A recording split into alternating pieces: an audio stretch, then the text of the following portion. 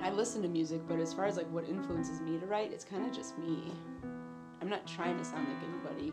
My genre is kind of like, it just happened because I just wrote a bunch of songs that I had to write, that I just had no choice but to write, and then they just happened to sound a certain way. You know, my process is so weird.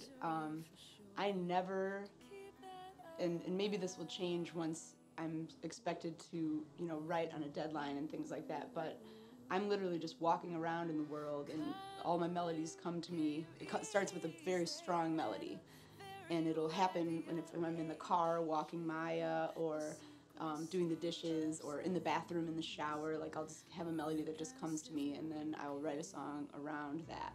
And I always have either, you know, like my phone, I'll leave myself a voicemail with the melody if I'm not in a position where I can lay it down, and so that's how they've all come. But I've been journaling since third grade, so I've got boxes and boxes and boxes of journals, and so the melody will come, and then sometimes, you know, just like nonsense phonetics will go along with that melody, and then it'll always end up pertaining to something that has been a reoccurring theme in my journaling. So it's kind of like this, you know, neat, you know, holistic sort of, everything's connected. I'm never like, God, I gotta write a song, gotta write a hit. You know, I'm sitting down like, what's a hit? You know, it's just kind of like, people like them, like, that's great, because they just are coming to me. Alone Tonight is one of my favorite songs that I've written. It speaks very, I have a very strong sense of independence. I have no problem being alone. No, you know, I'm like entertain myself very easily, and my sister never was able to do that as well.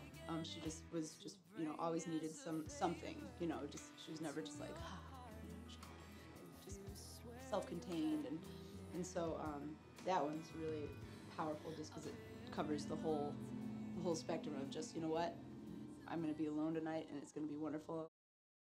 And alone you go tonight. Take it out of sight. Leave a note and spell it right. Make the subject light. Say I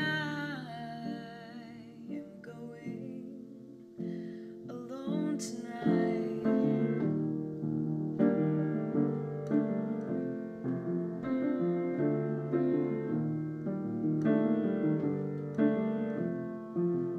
And alone you'll feel it all. No pills or alcohol. Splatter paint against the wall. Don't run till you've learned to crawl. Being on American Idol did so many things for me I cannot even begin to explain, but I will try.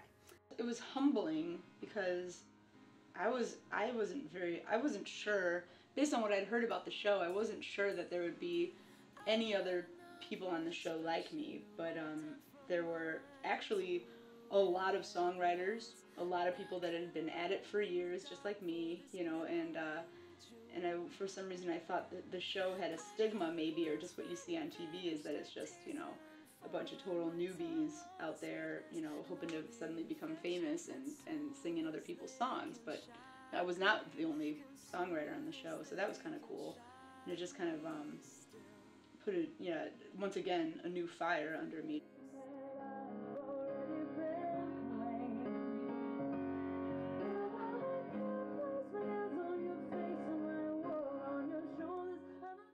My parents, my dad was the drummer, and my mom was the singer.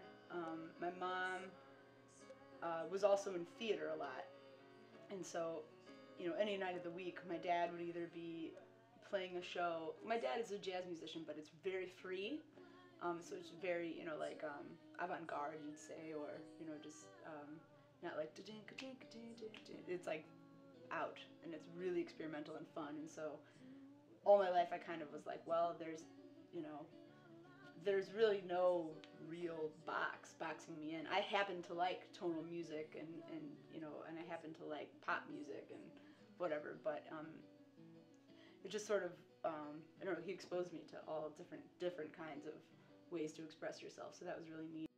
I wrote American Dream Man about this new breed of men that are coming about in this, you know, in the 2000s and also before. But my ex was a metrosexual, and he did all of the cooking and cleaning, and was very, very clean, and just was a different kind of guy than I'd ever, you know, dated before.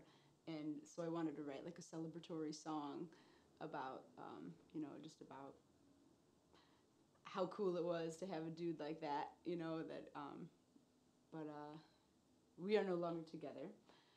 So now it's kind of like I'm realizing maybe a rationalization to say, oh, like this guy is so great on paper, like, I don't know.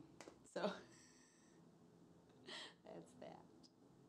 But it's a fun like raise your glasses kind of jam song. Whenever I play American Dream Man in a live setting, or you know, just play it off the record, people are like, oh, this is your hit. Oh, and people just love it, and they're like, yeah, I know the words already. And so I was like, all right, well, that's the hit then.